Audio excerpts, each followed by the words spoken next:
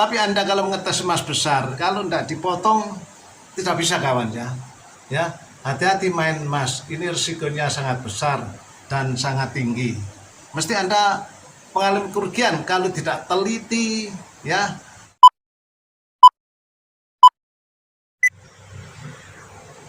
Assalamualaikum warahmatullahi wabarakatuh kawan-kawan. Ya, mari kita nikmati channel saya Semesta Barang Antik.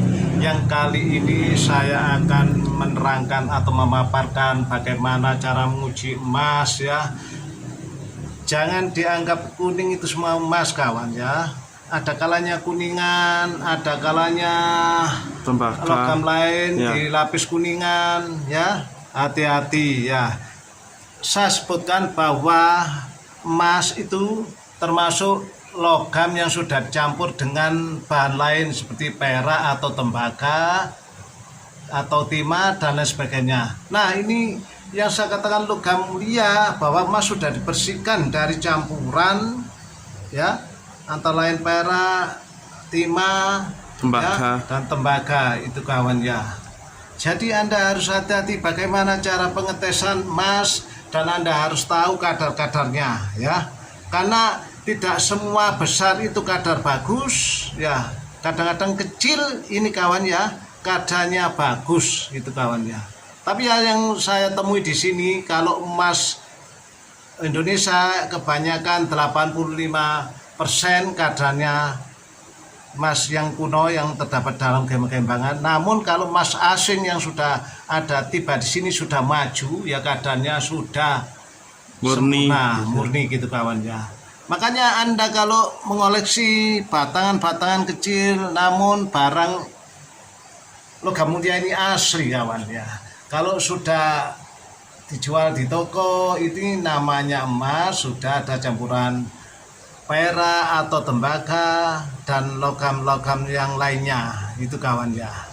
Saya tidak menyebutkan yang lainnya, tapi saya menjelaskan bahwa logam emas adalah tetap emas ya. Emas itu kuning macam-macam, ada sifatnya agak kecoklat-coklatan, ada warna kunir ya, ada yang agak keputihan ya. Ini kadarnya ini sekitar 35% kawan ya. Kita coba tes ya menggunakan air keras ya. Oke, Anda kita coba. perhatikan ini ya. Ya. Sedikit aja. Ya, ini gak usah banyak-banyak ya. Ini kita kasih air keras ya. Ini kawan ya. Hati-hati ya. Ini. Lihat ya. Nah. Masih tampak kawan ya.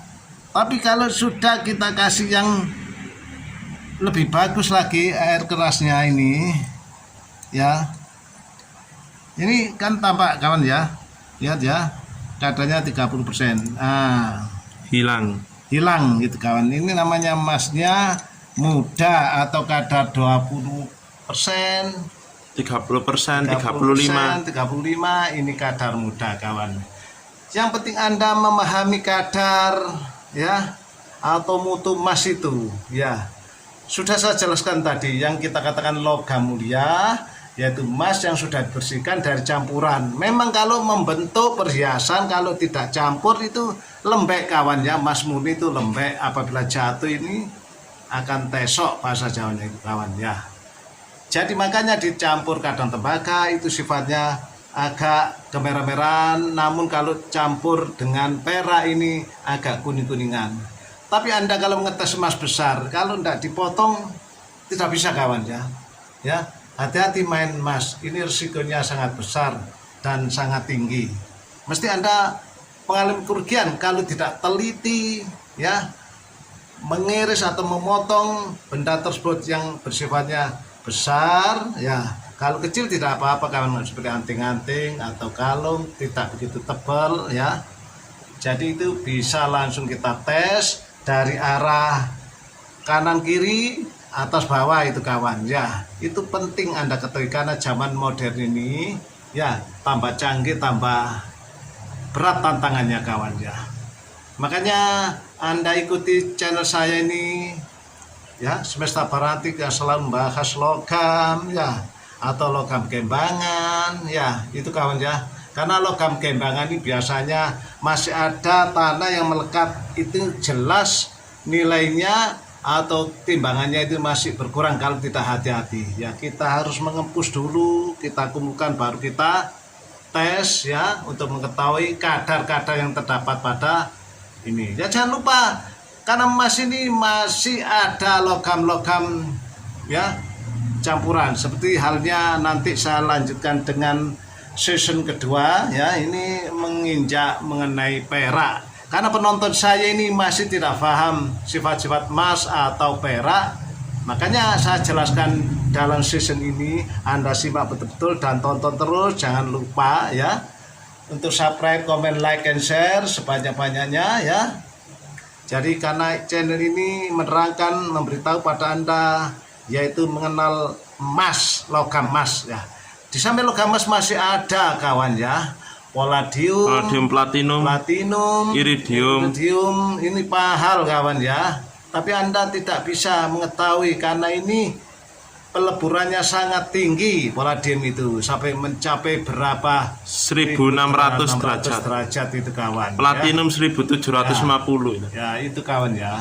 Yang penting Anda tonton untuk menyimak ya, untuk mengetahui, mempelajari, memilah, memilih panjang akan Anda beli atau dites ini, dan Anda hubungi orang yang ahli, bisa dipercaya ya, karena tidak mudah mencari orang yang dipercaya itu kawan ya.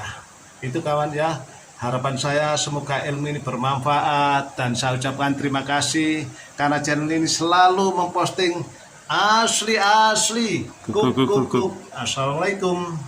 Nah, ini kawan ya, nah ini mas ya, ini cadangan 30% bisa dimurnikan nanti ya, ya prosesnya panjang ini ya, panjang. Ya, oke. Masih kita kumpulkan aja ya, oke kawan. Sekarang saya akan menginjak pada season yaitu mengenai pengetesan perak atau ciri-ciri perak dengan alumini serta stainless ya, itu kawan ya. Oke, dah. Assalamualaikum.